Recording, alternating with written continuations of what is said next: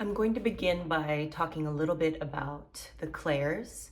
The clairs being clairvoyance, clairsentience, claircognizance, clairaudience primarily, and there's also clairgustance and clairsalience, which is tasting and smelling. So we've heard a little bit about the sixth sense or your inner sense, your subconscious sense. The reason the word sense is used is because the clairs are grounded in what you physically experience. And that physical experience translates to this sort of sometimes less physical sensation.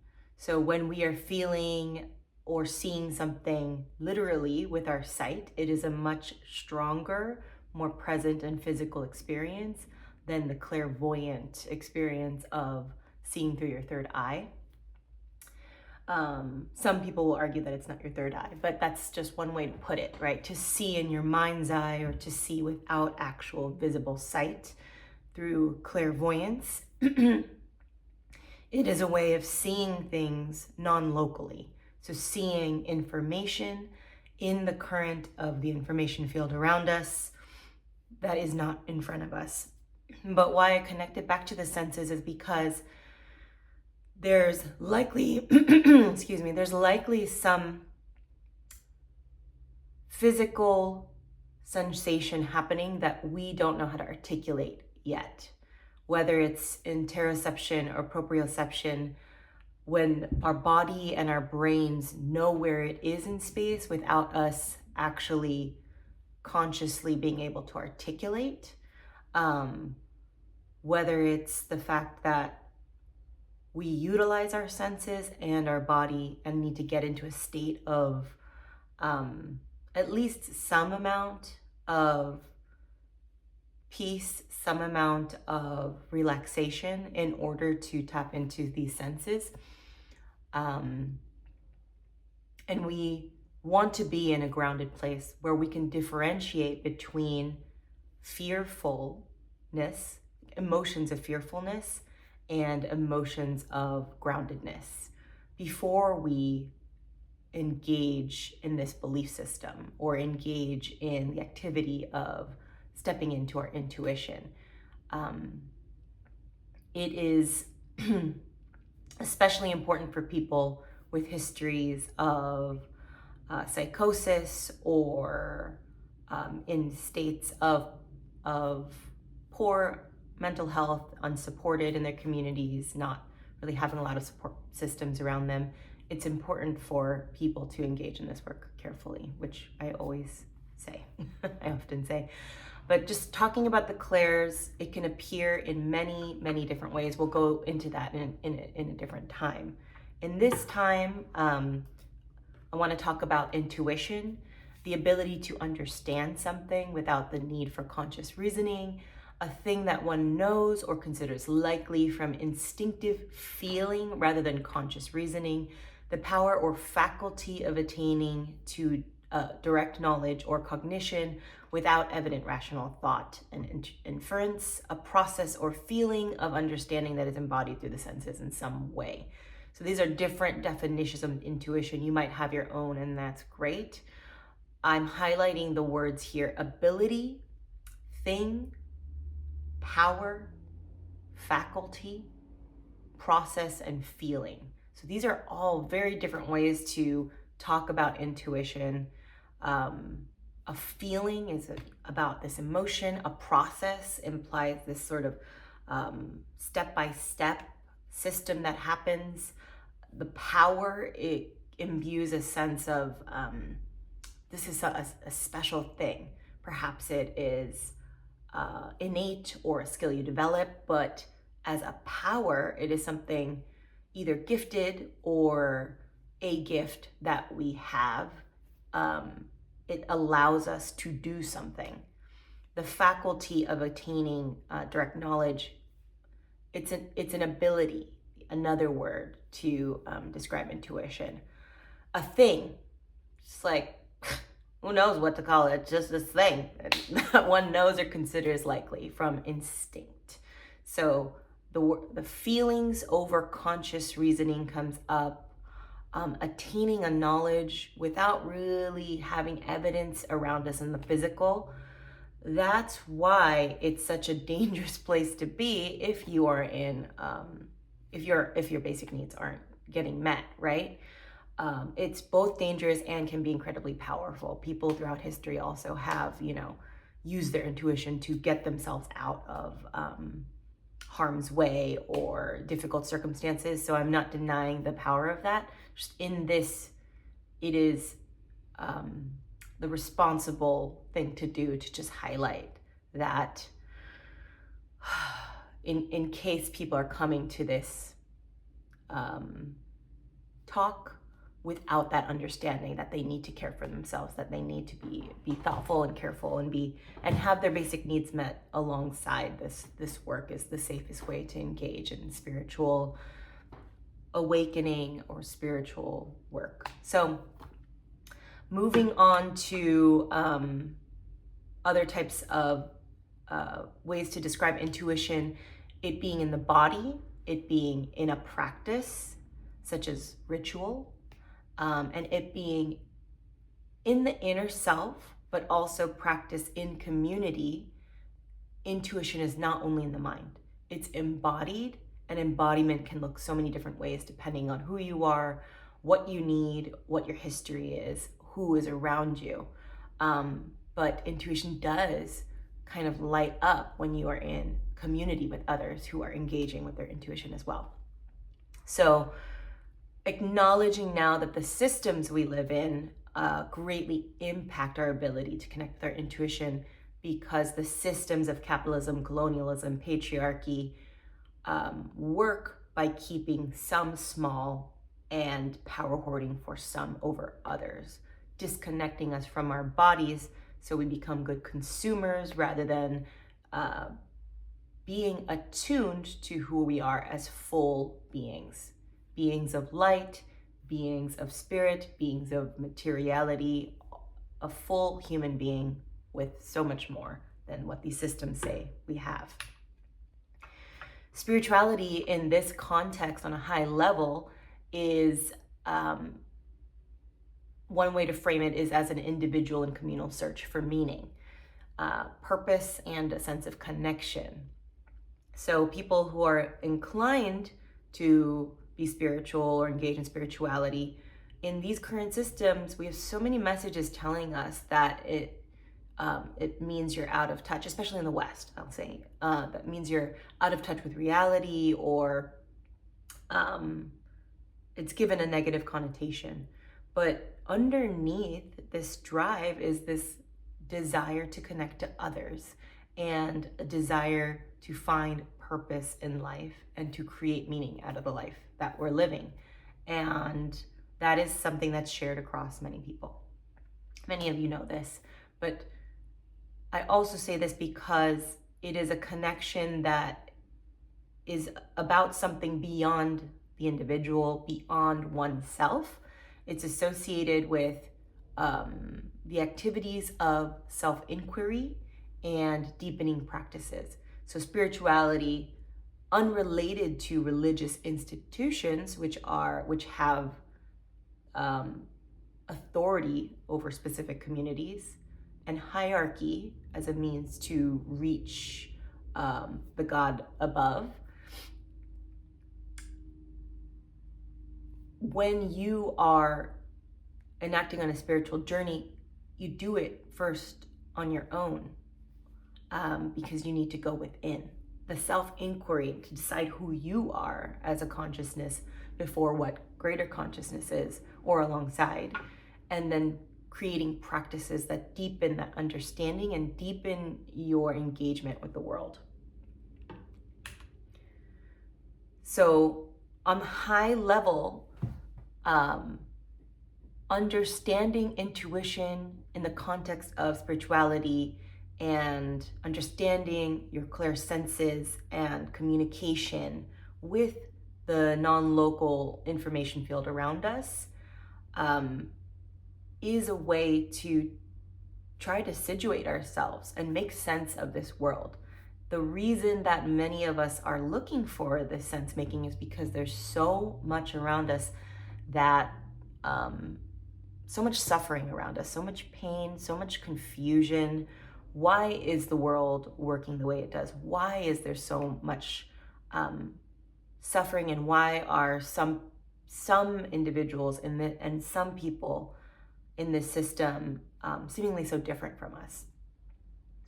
In this world, certain systems, you don't need me to tell you this, but as a framework for the processes that I will walk us through,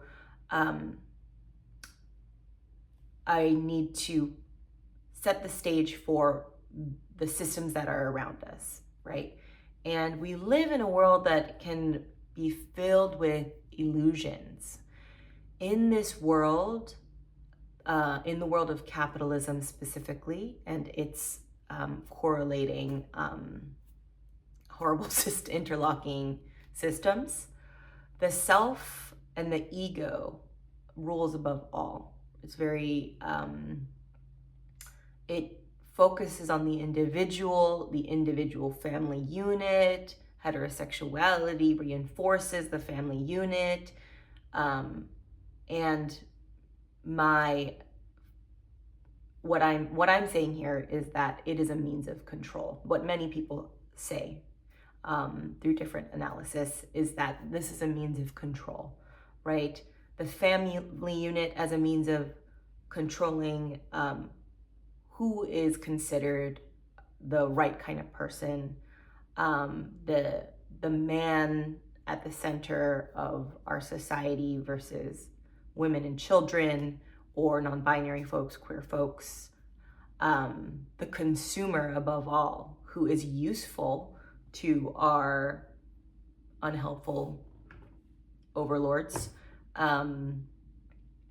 When you are not behaving as a consumer, you are not useful to them because they cannot extract from you, right? So this pillaging of land, of nature, the humanizing of people, and dehumanizing of nature and non-human life, and of a disregard for, not only a disregard, but a violence against indigenous people of the global south, the way that we treat, the way that our systems treat certain people, so that the system has a clear hierarchy. This is how all of our spiritual natures are controlled and used against us. And so spirituality in the West makes sure there's a hegemony, someone on top, and someone to rule how we view society, what we view the roles as.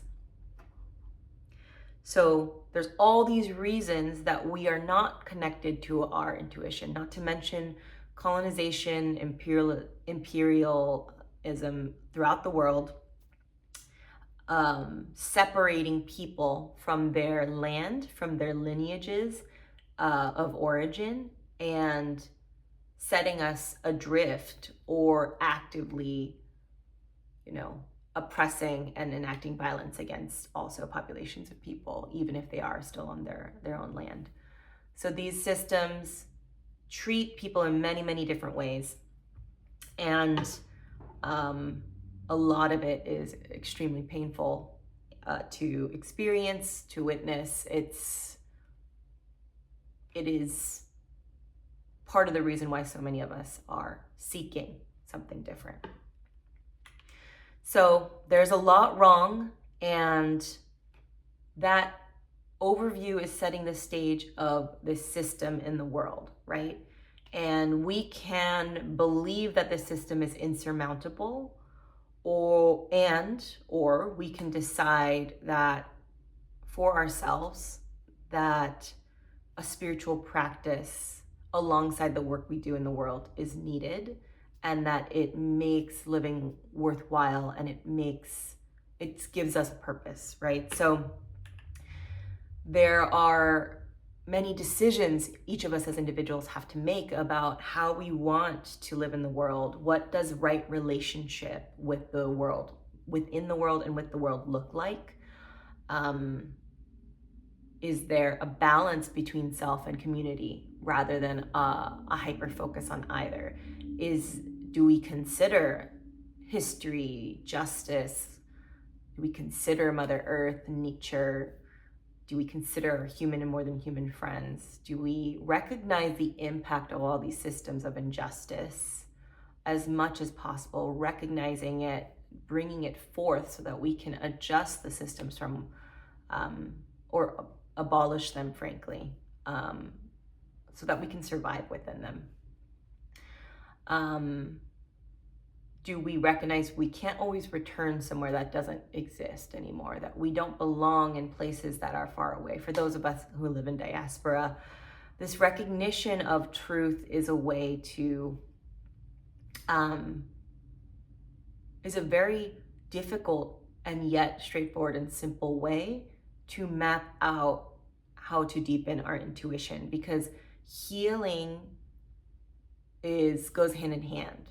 Emotional healing, spiritual healing goes hand in hand with developing a deeper sense of inner knowing.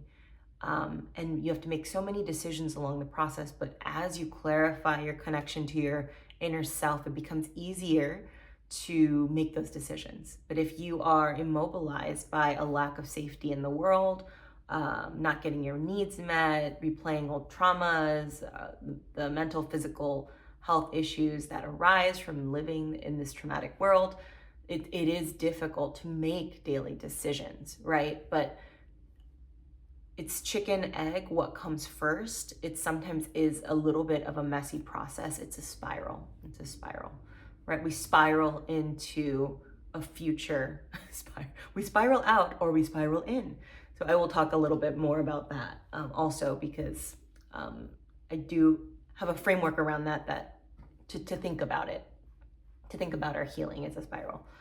I want to talk now a little bit about manifestation, a very popular term that in Western spirituality seems to mean that people gives this sense of get rich quick, things changing overnight, and sometimes they do. But for most people, they don't, and they don't throughout somebody's life. Changes don't happen overnight every time, right? So manifestation has become now, the framework of it has become a tool of capitalism rather than becoming a tool of changing our world for the better together.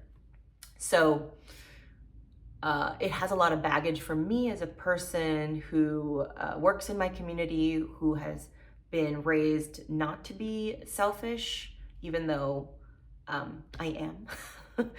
And I like to think of manifestation as creating positive change in one's life. A way that this can happen is through mental, emotional shifts. So the word reprogramming also can bring up weird things because it's a computer technology word.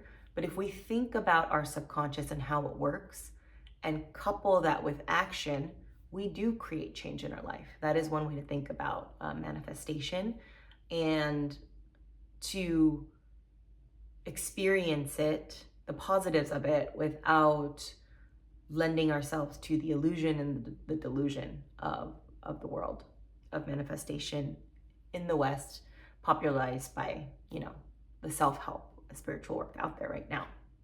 So be delusional. It's like, yes, be delusional, girl. Like, yes, be delusional. That feels good because we need to feed into an aspirational sense of self. But being too delusional can cause a lot of people to go off the deep end. And as our world right now becomes inundated by artificial intelligence and a rapid processing of information, a rapid flow of false information, misleading information, and dangerous information, it is more important than ever to be aware of when we are choosing to be aspirational, to live within the gray area and the nuance of choosing when and how we shift our subconscious programming, and when and how we are letting go of certain traumas that cause us to be stuck, to believe our lives have to be a certain way, versus believing that our lives don't have to be that way, and that changing our lives doesn't make us selfish or individualistic, but in fact, being individualistic when it comes to our own healing is necessary in order to be a better community member. But if you are like me, sometimes you get stuck in that middle ground, or you might be a person who is accepting of the fact that inner healing and change is required in these times. However, how to do that responsibly so that you're not going fully on the path of disregarding your community or people outside of your own family, because that is what our world is built to do. Is people engaging with others in friendship is right now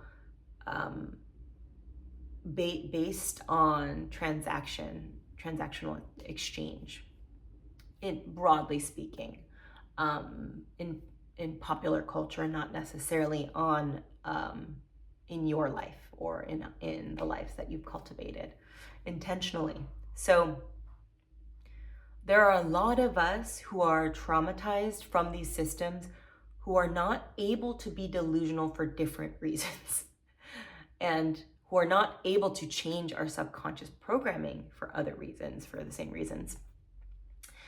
If you're deeply connected to the pain of the world, or if you're carrying a lot of trauma, it is difficult to imagine a future that's not based on fear, shame, or otherwise these really difficult emotions. So as we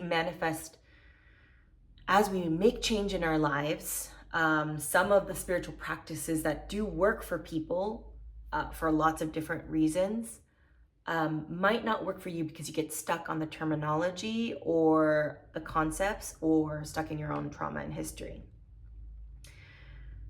If you are committed now to creating this change in your life, creating positive changes, you don't have to use the language of complete transformation, because it is this sort of capitalist way of thinking.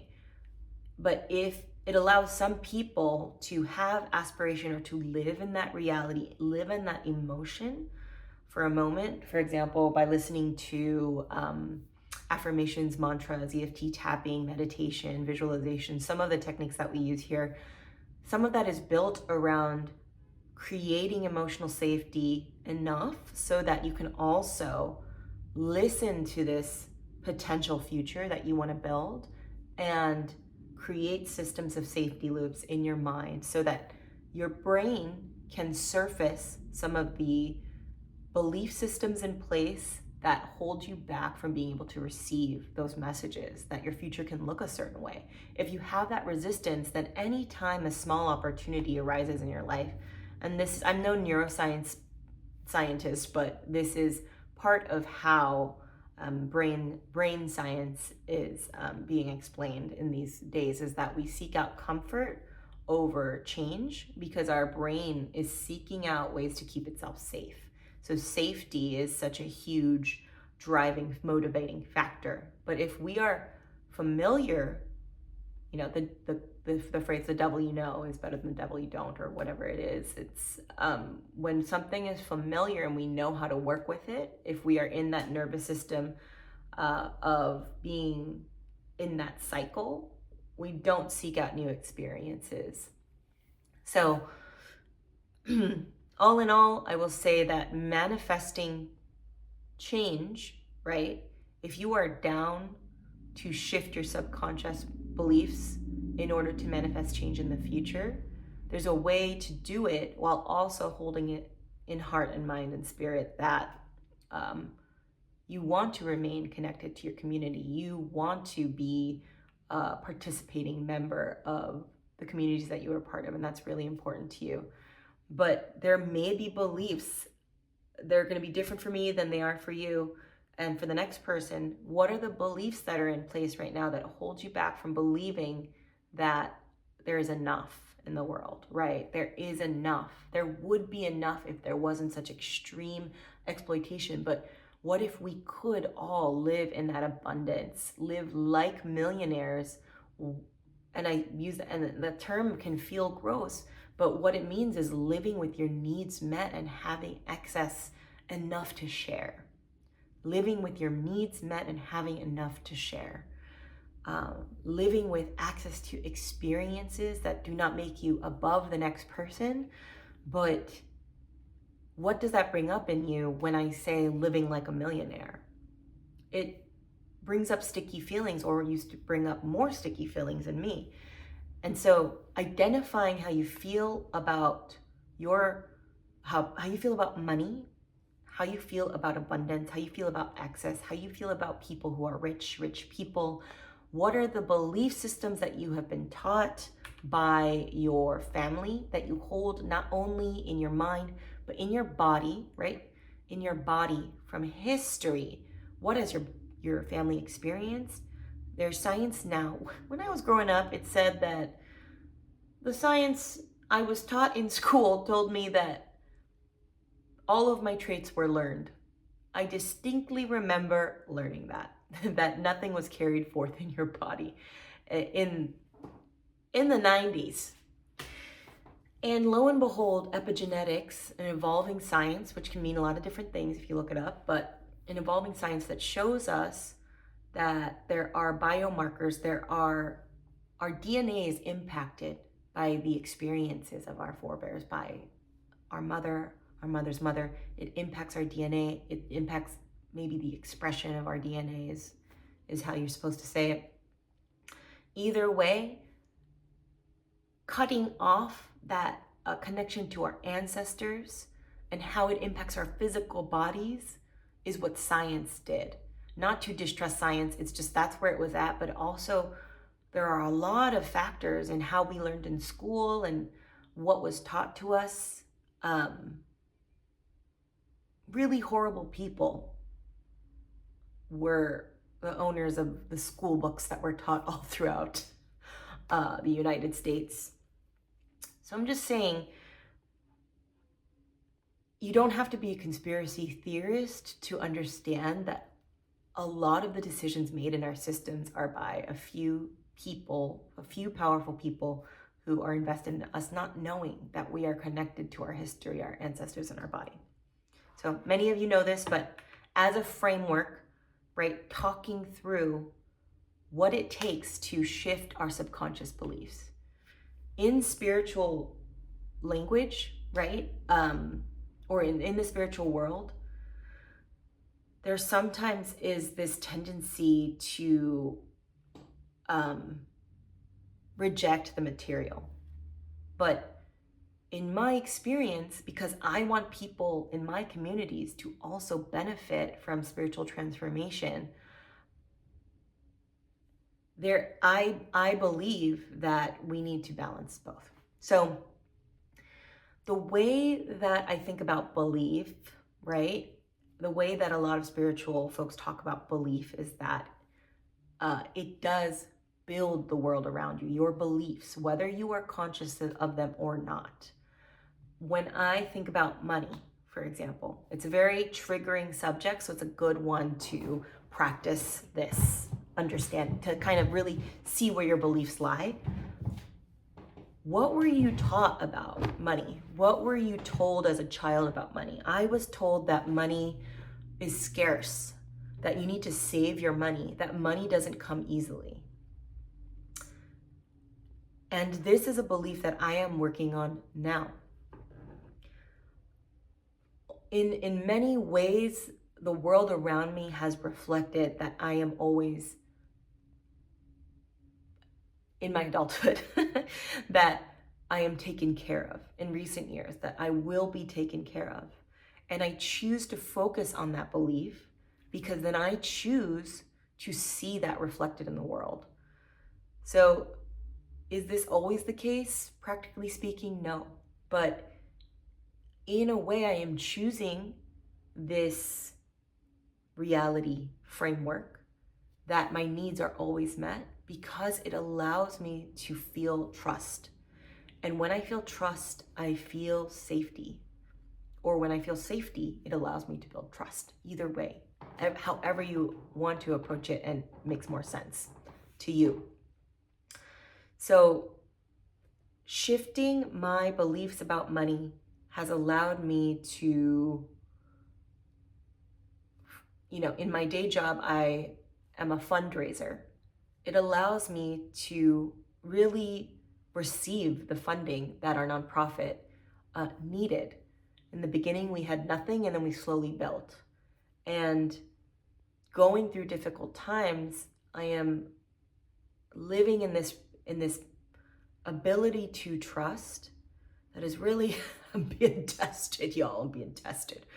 But I would never have been able to have any amount of peace 10 years ago without the work that I've done around my belief systems. So when we have that trauma built into our DNA, when our brain is trying to keep us safe, our belief systems get a little bit rigid. I get very rigid, right? We get rigid in our belief systems, and we get rigid in our ability to see what are those underlying beliefs. So I will end this video shortly to talk. This was all a precursor to talk about why it is important to identify your subconscious beliefs and to map out the belief systems that live beneath the surface of your everyday. This can be a powerful way to identify what's in the driver's seat when it comes to making decisions, making change, or manifesting a different future.